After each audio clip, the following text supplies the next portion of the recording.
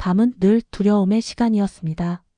하루를 마치고 불을 끄면 조용히 쉬어야 할 시간인데 제 머릿속은 오히려 더 시끄러워졌습니다.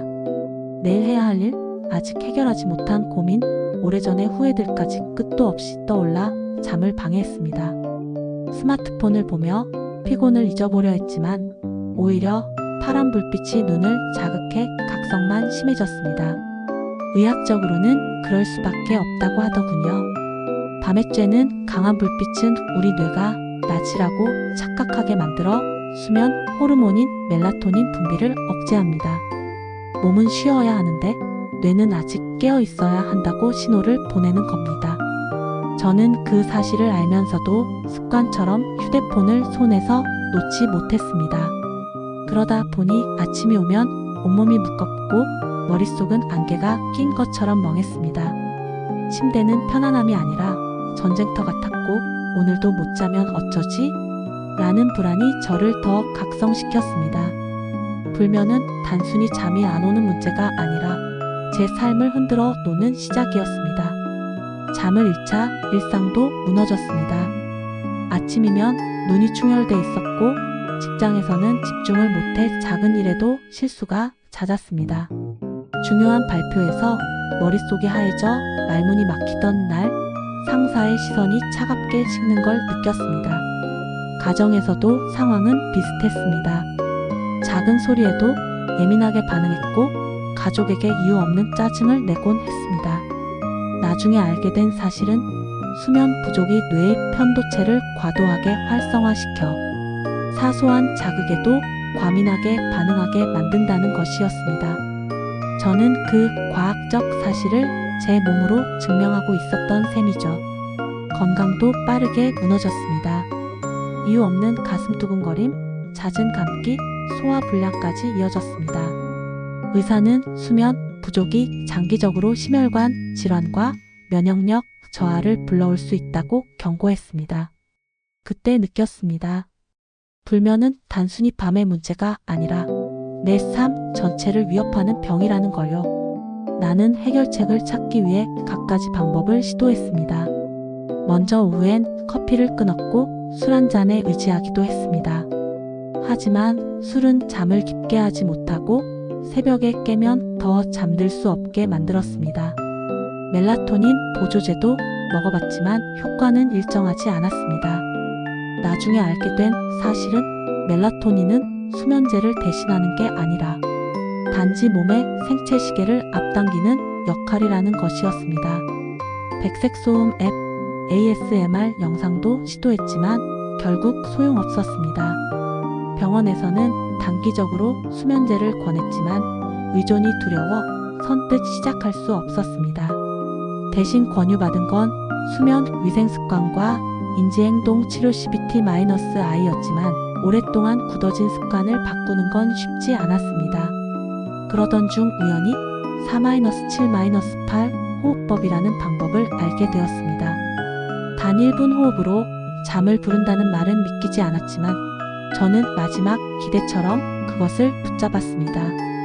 그날 밤 불을 끄고 조심스럽게 호흡을 시작했습니다. 코로 4초 동안 숨을 들이마시고 7초간 멈췄다가 입으로 8초간 내쉬는 단순한 과정. 처음엔 숨을 참는 게 힘들고 답답했지만 몇 번 반복하자 심장의 두근거림이 조금 느려졌습니다. 머릿속을 어지럽히던 생각들이 잠시 물러났고 호흡의 리듬만이 남았습니다. 완전히 잠들지는 못했지만 그 순간만큼은 오랜만에 느껴본 안정감이 있었습니다. 나중에 찾아보니 이 호흡법은 실제로 부교감신경을 활성화해 심박수를 낮추고 긴장을 완화한다는 과학적 근거가 있었습니다. 저는 그 효과를 직접 체험한 것입니다. 그날 이후 나는 매일 밤이 호흡을 이어갔습니다. 처음 며칠은 여전히 서툴렀지만 반복할수록 몸이 리듬에 익숙해졌습니다. 예전 같으면 한 번 깨면 끝이었는데 이제는 다시 호흡을 하며 눈을 감을 수 있었습니다. 비록 깊은 잠은 아니었지만 다시 잘 수 있다는 믿음이 제 안에 생겼습니다. 그 작은 희망이 저를 버티게 했습니다. 의학적으로도 반복된 호흡은 뇌와 몸을 훈련시켜 안정의 신호로 학습된다고 합니다. 저는 매일 내 몸을 다시 가르치고 있었던 셈입니다. 보름쯤 지났을 때 아침이 달라졌습니다. 예전처럼 머리가 무겁지 않았고 낮에는 집중이 조금씩 돌아왔습니다. 회의 전 긴장되는 순간에도 호흡을 하면 마음이 가라앉는 걸 느꼈습니다. 실제로 연구에 따르면 규칙적인 호흡은 심박수 변이도를 개선해 스트레스 상황에서 빠르게 회복할 수 있게 해준다고 합니다. 가족도 변화를 알아차렸습니다. 요즘은 예전보다 훨씬 표정이 편안해. 그 말이 얼마나 큰 위로였는지 모릅니다.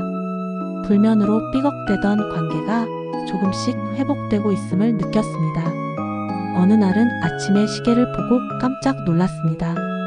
무려 6시간을 한 번도 깨지 않고 잔 것입니다. 그 순간 눈물이 핑 돌았습니다. 오랜 시간 원했던 깊은 잠을 되찾았다는 감격이 몰려왔습니다. 물론 지금도 가끔은 뒤척입니다.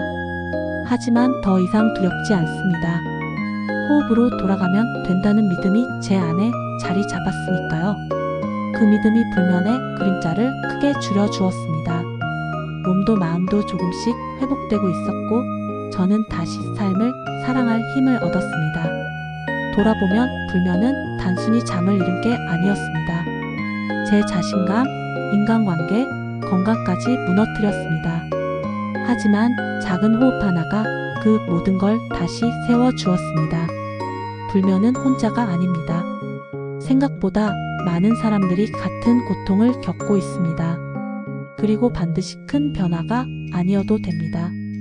단 1분의 작은 습관이 몸과 마음을 바꾸고 삶을 다시 밝히는 시작이 될 수 있습니다. 혹시 지금도 불면으로 괴로워하고 있다면 오늘 밤 단 한 번이라도 호흡을 시도해 보세요. 당장 기적처럼 잠들지 않더라도 그 시도가 내일의 당신을 바꿔놓을 수 있습니다. 저 역시 그 작은 시도로 다시 살아났으니까요. 오늘 제 이야기가 마음에 와닿았다면 좋아요와 구독으로 함께 해주세요. 당신의 따뜻한 응원이 불면에 지친 더 많은 분들에게 이 이야기를 전하는 힘이 됩니다. 내일은 분명 오늘보다 더 나을 겁니다.